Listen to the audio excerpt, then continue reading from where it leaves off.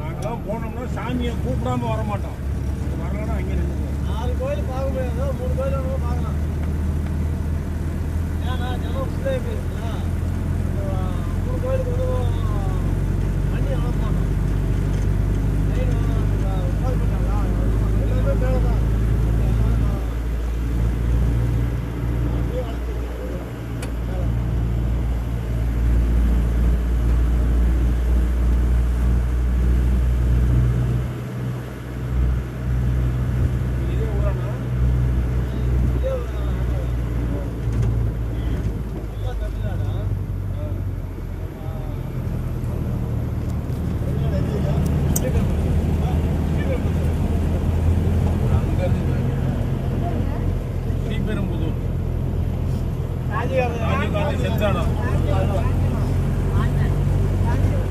Rajiv Gandhi சென்றானா